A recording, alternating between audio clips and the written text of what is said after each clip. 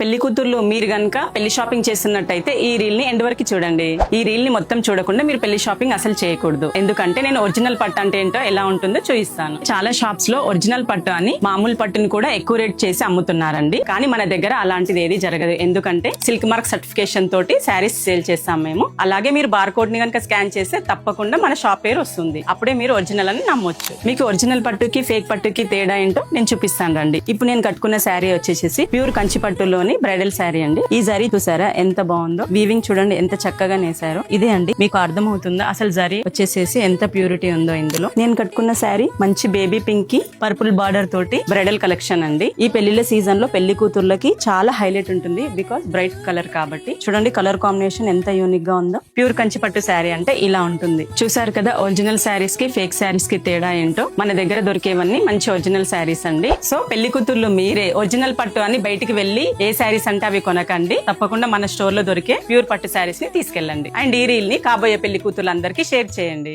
మా పేజ్ ని ఫాలో అవ్వండి.